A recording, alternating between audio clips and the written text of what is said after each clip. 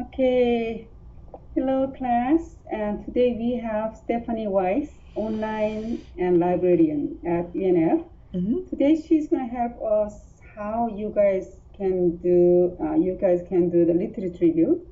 So first, let's start from the project you guys are working on.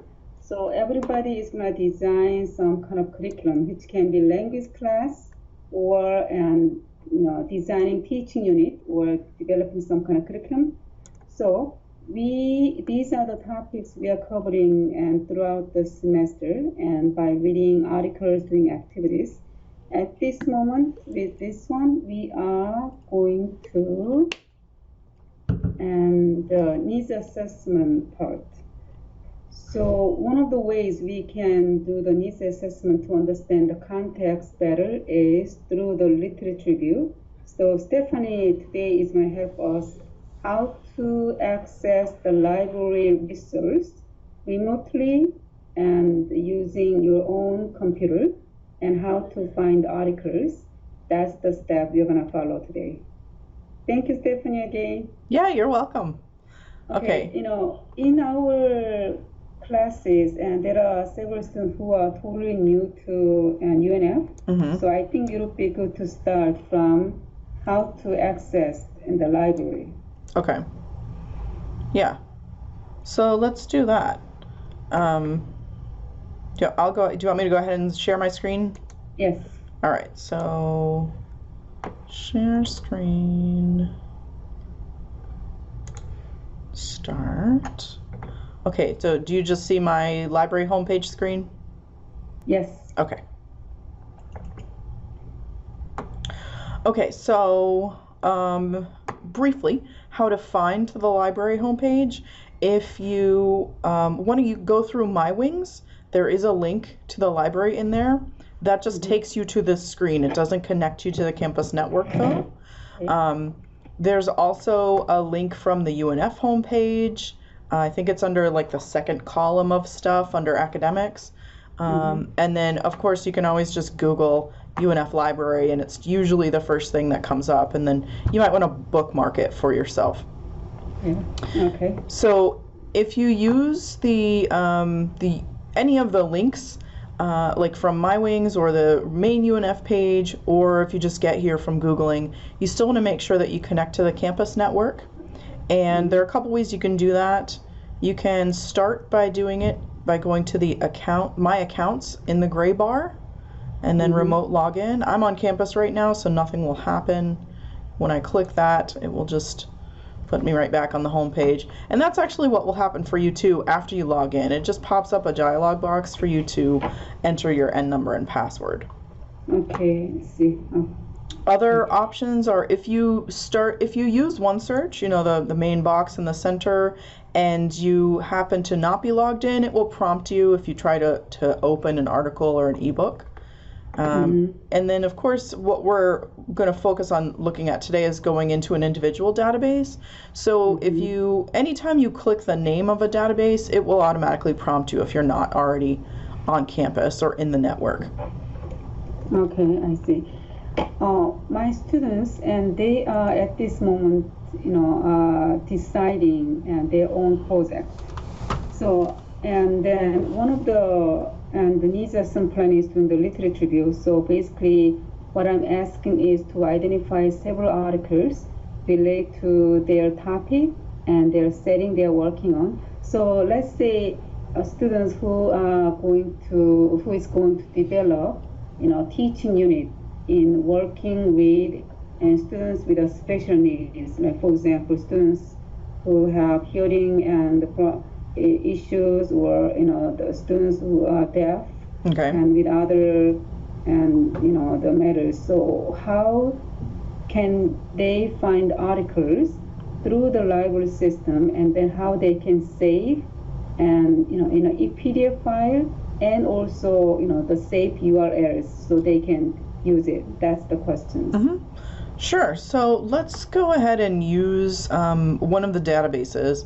So we practiced this before. We decided that the education source is going to be a good one for this for you guys in this class. So let's go to Find Databases from the library homepage. Okay. And I'm going to pull down the subject list and just go to the education. Oops, well, there we go.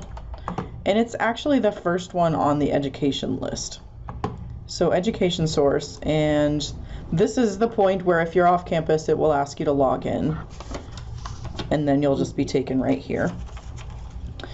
So this screen defaults to the advanced search. That's just the extra search boxes here.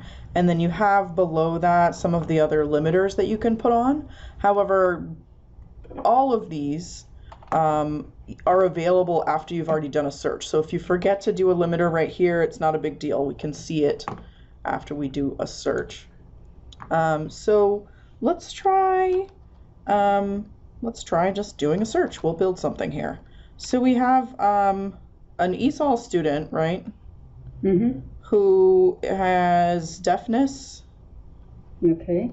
And then some other kind of special needs, right? Yeah, we can try. So we could see how much we get. Yeah. We can do just plain deafness. You can see that when you're typing, it'll suggest some stuff to you. You can choose any of these if they seem good, or just keep on typing whatever you started out with. I'm just going to start with deafness. And I'm going to put some more items into the other search boxes. Let's put ESOL. ESOL or ELL. Yeah, or ELL. Let's do that. So they can choose one of these items, right? Yeah, or if you have, some different terms that refer to your group, or if you want to add more, like we did ESL. You might have seen that was one of the suggestions there. So we went from 13,000 and something to 137, just with that little bit. We might add something else, if there's a specific ESE issue or disability that you want to add in, like autism, for example. Okay, yeah. We can try that, see what we get. So now we're down to 27. Really good number. Can we limit to peer-reviewed journal articles from 2010 to present? Sure. So the limiters, these are on the left side, are actually all the same things that were on the page when we started. So that's what I meant. If you didn't put them on then, you can put them on after. So we can check the peer-reviewed box, eliminated a couple more, and then we can change the publication date, 2010. And so now we're down to 17. And then not the group review, but academic journals. Yeah, we can do that, and that will eliminate one more. Now, that's not to say that all of the things in this list are going to be exactly on this particular topic, but this is a really easy list to just look through, and even if you need to read abstracts or potentially browse the entire article, it shouldn't take too long, because it's not a huge number. So with these keywords, with advanced search, deafness, ESOL or ELL autism, so from 137 we were able to reduce to 16 by limiting to peer-reviewed journal, academic journal articles, and also from 2010 to present, right? Yeah. And part of the reason that this is such a nice manageable number is that we are using Education Source, which is an only education stuff database, as opposed to, say, if you used JSTOR or OneSearch, because those are broad multidisciplinary databases that contain a lot of stuff. So you can do the same search there, you'll just end up with more results. So not a bad thing, just something to be aware of. Okay, so here are 16 articles, before they download the full text, can they see an abstract briefly to see if this is something what they're looking for? Sure. One other thing I'll point out too is that most of the time articles have some subjects. Like this one at the top has quite a lot. And these are like tags that were put on the article, sometimes by the authors, sometimes by the journal that it was published in, sometimes by a database itself. So those can be helpful search terms too, in case you find that you want to add something to our search or try different words. But to see an abstract, you have a couple options. Next to each item is a paper with a magnifying glass, and you can see part of the abstract here. If it's longer and you actually decide, yeah, I need to read more of that, just click the title. And it will take you to this full results screen. A whole bunch of topic tags there, and then here is the abstract. And this is a good screen to visit anyway, because you have a lot of the more tools on this screen. Yeah, that also shows other possible keywords that they can use for this one. Yeah, exactly. So if you decide at this point that this is one you want to read, your full text access is still here as well. It's just on the left. And you have the tools over on the right. So adding to folder is nice, but you do need to have an EBSCOhost account to use that. That's this sign in the blue bar up here. You can, if you want to create an account to save things into the folder and then get back to them later, it's a great tool. Nice, helps you stay organized. But you do have to create an account. Just click the sign in and create a new account. It doesn't already exist and it's not tied to your N number, so you can make it whatever you want. So as a UNF students and everybody, they can create this. Yeah, this is we have all of these EBSCOhost databases. So that's this little logo that's over here. And so we actually have a lot of them, and if you create an account in any of them, you can access the account with the same login information, and then also anything that you stored in there from any of the other EBSCO databases that we've got. Actually that can be very convenient too to use, right? Yeah, if you want to download an ebook, or if you want to save a search to rerun it over time in case you need to get new information, you need an account to do that too. Okay. And let's say if they're going to save the full text, and how can they do that? So there's a couple ways you can do it. If you have opened the full text already, there is, I'll just open this one real fast. There is the kind of classic save icon. If you kind of hover around, on my browser, it's up here at the top, a download. Yours might be at the bottom, depending on which one you use. Or you have the tools. Let me get back to the other screen so we can see them better. So you have the other tools over here. You can email it to yourself if you want.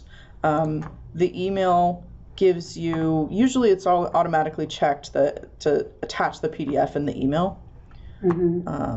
Saving, while you would think that means save the PDF, it doesn't. So either open the PDF and download it that way and then save it to your computer, or just keep it in your downloads file, whatever works for you. Or use the email function that'll send you a copy of the PDF. The cite is a great tool if you just need a quick citation, help yourself remember things, or if you wanted to send it to a friend or a colleague. Export, you can send things to RefWorks or EndNote if you use that for citation management. And the last one, or the next to last link that I want to talk about, is the Permalink. So if you need a link to an article, like you need to share it with your classmates, like in a discussion, or you just like to save yourself links so that you can go back to them later, use the Permalink tool. That when you click it, great things to know for our students, because not sharing entire document in a PDF, but I'm asking them to share as a some kind of link. So that our students can see it, because otherwise it's a lot of space. Yeah, it does. Yeah, and then you don't have to save a full document yourself either. It doesn't have to eat up space for yourself. But yeah, the Permalink is great because it's a stable link, so it doesn't time out, but it also has this, it looks like a bunch of jumbly stuff at the beginning. The login DAX, that's going to prompt you to log in if you're off campus, so that you can actually come back to this page and get to the PDF or whatever the full text is. Question here. This Permalink is something, let's say students give this link to us. Even though we don't log into AppSchoolhost, we can still access the article by clicking? Yes. Yeah, as long as you are a current UNF student, faculty, or staff, and your access is current, then you you click the link and it will prompt you for your N number and password. Okay. But if you sent it to, like, if Dr. Kim sent it to a colleague at another university, it won't work because they don't have access to UNF stuff. And if they're going to save this one for the later, after they complete the program, it's better to save it as a PDF? Yeah, if you want to be able to read the article later, when you're finished at UNF, then definitely save a copy of the PDF. Okay, save as a PDF, and then they can create a shareable link. That's the way they can do. But this Permalink only when they are affiliated with UNF at this moment. Right. Okay, I see. Can you go back to site, because Sure. They were asked to give reference into APA style. So this can you help them how they can really utilize this system here? Yeah, sure. So this is actually kind of a good one to point out, this particular article. So we have APA here and several others, and this is a pretty decent citation. However, in this particular instance, the author names, and the actual title are in all capital letters for some reason. So that would be something you need to correct. And you can just copy this, paste it onto a Word document or in Google, and then fix it that way. Or the alternative is to use the export function and send it to the citation manager like RefWorks. And the same thing will happen. It will still, because it's just given this capitalized letter stuff, so it will still produce a citation with the all caps. You can just go in there and edit it in RefWorks though, and it will be normal. RefWorks is only when they have the program they can use it. RefWorks? Yeah. No, RefWorks is totally web-based. You don't have to download anything to just use the basic parts of RefWorks, like to get a bibliography reference lists and that kind of stuff. Can you show the steps so that they can follow? Sure. So I already have a RefWorks account. You do have to create an account, but it's totally free. So what we'll see is what happens when you have an account already. So I'm just selecting direct export to RefWorks and then save. So then it will take me to here. I will send you the link to our RefWorks guide in case you want to share it. RefWorks, the reason there's two logos here is that RefWorks is changing their interface. It's upgrading. And so this blue one is the new one. So we want to make sure that everyone gets set up in this account. If people already have an orange RefWorks, they can still migrate those resources to the new one if they want to save them. Or you can just not worry about them and start fresh. Okay. So let me go into RefWorks. And it's remembered my password, so I didn't have to log in. But it did tell me that I have saved one document. So I'll just OK. It's going to take me to all of the things that I've imported recently. And so here is this article at the top. And I would highly recommend using folders inside OneSearch to stay organized. It makes your life easier when you want to create a reference list, a bibliography too. So I'm going to move this.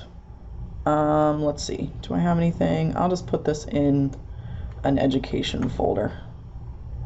Sounds like a good plan. Oh wait. You can drag it. I don't know what that's doing. You can drag it there, but I'll just click it for the moment because I don't know what it's doing. So I'm going to put that into that folder, and then if we go to that folder, we'll see this in that folder with the other things I already had in there. The folders are also cool because you can share them with other people. Folder sharing. And if I just click share a folder, I can choose from the ones that I've got here. Oops. What do I? And you can tell it what kind of access you want to give. So you can open a folder just to broad sharing, like anyone could look at it in the world who has a RefWorks account. or as it's on default, just the people that you invite to access it. Yeah. Here I have one question about, is it okay that we also share with other people? Like, for example, the document we got it through our library system is, by copyright, any other purpose. Can we still share with somebody who's not, affiliated with the UNF? Yes, but you want to be careful that you're not just, making loads of copies and just passing them out to everyone. Mm-hmm. If you're a teacher and you find something that's useful and you want to share it with your class, then that's okay. But you don't want to, you don't want to do that all the time. Okay. It would be better for the other people to find some kind of access that they might have, which might be going into a library to view it there, or potentially purchasing. Because one of my students actually asked that question, to what extent she can share what she found from the UNF and the system with her non-UNF colleagues. Yeah, that's a good question, and it depends on the situation as to what the answer is. But if she has specific questions, feel free to send her my way. Okay. So, any other questions about RefWorks? Do you want to see how it creates a bibliography? Yeah, let's see. So I'll just do that real fast. This quotation mark thing is how you get to the bibliography area. I was inside this folder, so it's giving me a list of the stuff inside this folder. And I'm currently on APA 6th, but you can change that if it's not already on that. Yeah, APA 6th. Yeah, and then you'll see that I have not edited or altered anything here, so you can see that sometimes there's weird stuff, like there's an email address in that author field, so you would just want to delete that. The other thing you can do is you can actually edit individual items. So here's this one that we just put in here. And then you click the title, and then you get this thing on the right, and there's a pencil. Okay. And that's how you can modify. So like the last name, all capitalized. Yeah, this stuff with all the capitalization. This one, it has the title normal though, so that's kind of interesting. But the authors' names were capitalized. Okay. Yeah. This is one thing I'm telling my students. Yes, it is good to use and the RefWork and the site and the system, but that's not everything is correct. So sometimes you have to look at to make a change. Okay. Yeah, that's what we always tell people too. This is a great starting point. It saves a lot of time, but you still have to check it because it's not perfect.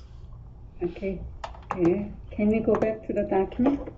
So the original and the library, yes. Yeah, so here's back on the education source database. So we learned how to save in a PDF file, and then they can also email this information to themselves. Right. And then they can also add to their folder after creating EBSCO host. And then they can also use a permanent link so that they can share with our the classmates who are UNF students. Okay, and then also we talk about how to use a cite function. Okay, and anything else you want to cover before I ask next question? I did want to show people. I'll leave this open and just go back to the library homepage in another window. And I did want to make sure that people know about the research consultation link. So if people have individual questions or you're having trouble on your particular topic, just to encourage you to think about booking a research consultation. So this is a one-on-one meeting with a librarian, and we can do it face-to-face, online, like we're talking right now, over the phone, whatever works better. And you can choose a librarian, or you can just go by date and it will give you whoever's available. Okay, so if they're going to work with you specifically, Stephanie Wise, and then that shows your availability. Yes. If you click on a person, it shows you their times. But also they can, work with any librarian for this component. Yeah, sure. All of these librarians who take appointments, we're all research and instruction focused. So anybody there will be able to help.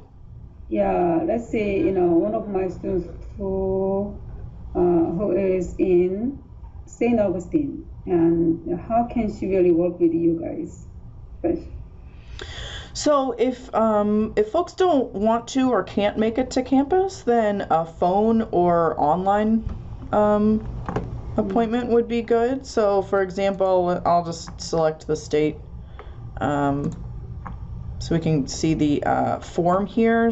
So this is just the information form that you fill out, and then people select a location. So this is here at the library, video chat, so it's some kind of online form, a phone, or other campus location if people didn't want to come to the library. Night hours or late after, some can be available only after 5 p.m. Yeah, all of the folks on that list have some availability after 5 p.m. till 7. It happens that my day for that is Thursdays, but every day of the week you can there's availability with somebody until 7.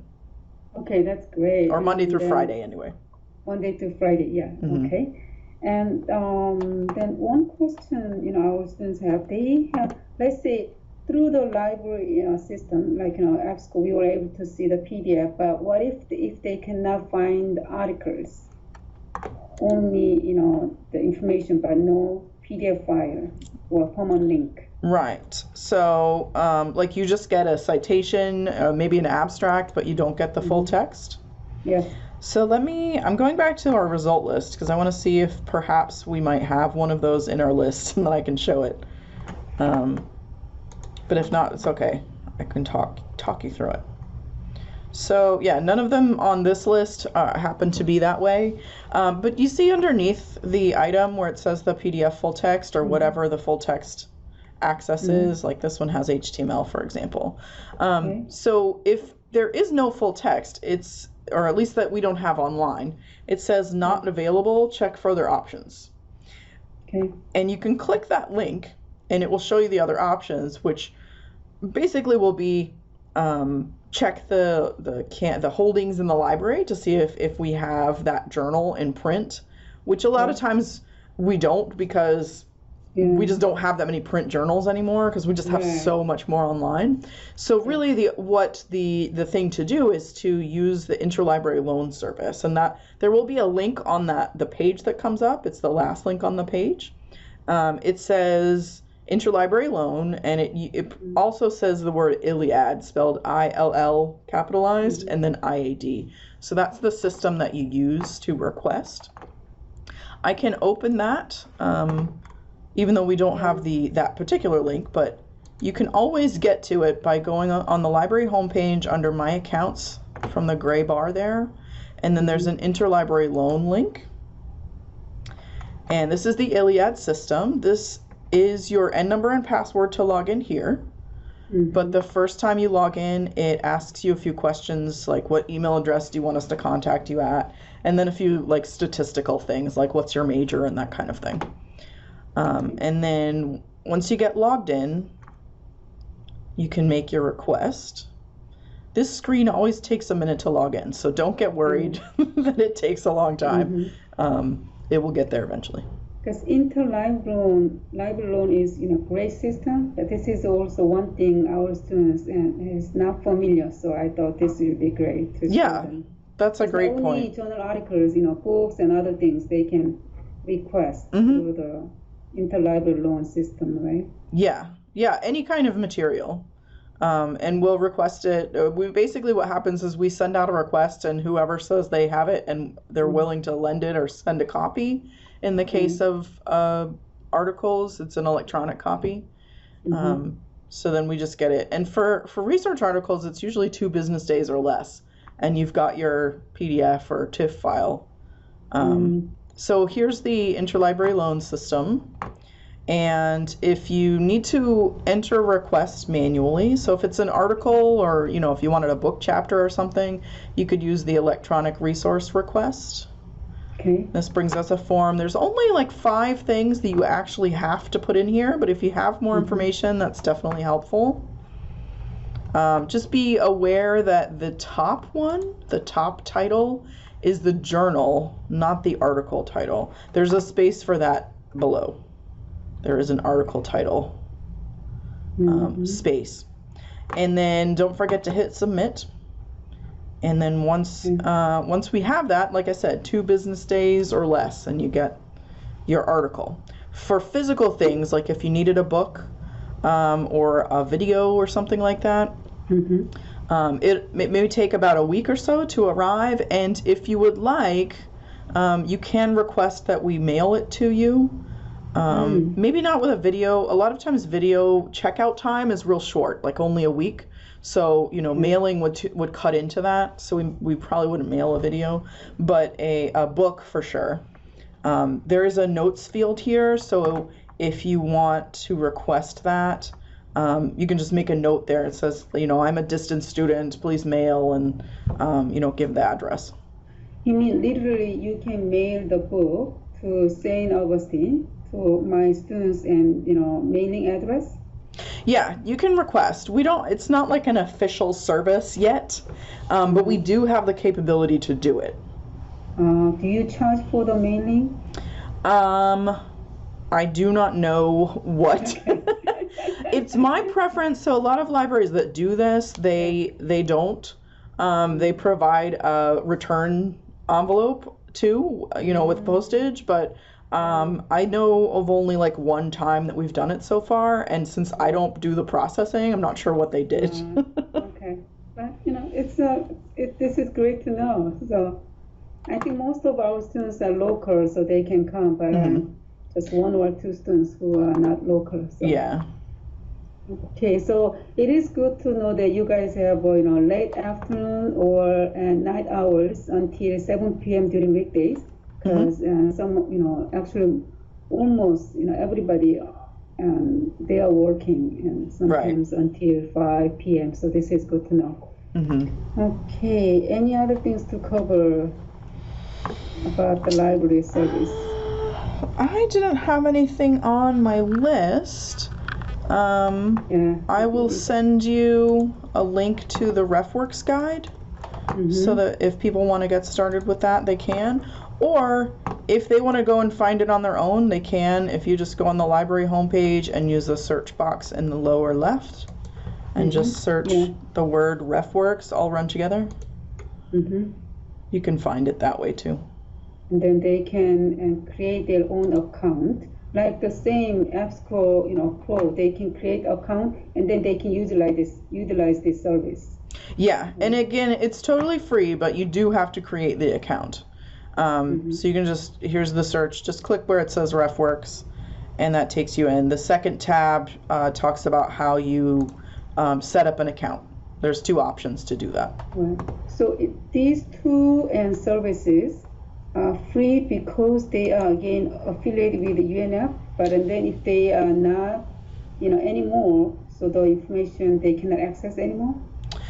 With RefWorks, you should be able to still access the citations anyway, but you wouldn't have access to the link resolver tool that is currently in there, unless say they went to another institution, another school that had access to these databases and these articles, then they might have access then. Okay. Yeah, basically it's access for students and people affiliated with UNF. Yeah. Okay. I just noticed you guys open today until 3:30 a.m. Yeah. Yeah. You can click the more hours and you can see all of it's a calendar that shows you every day the hours that we're open. Okay. Yeah. During the week we're open a lot. Yes. Okay. Thank you. Any other things to cover for today? No, other than just don't hesitate to ask for help if you feel like you need help. It's okay.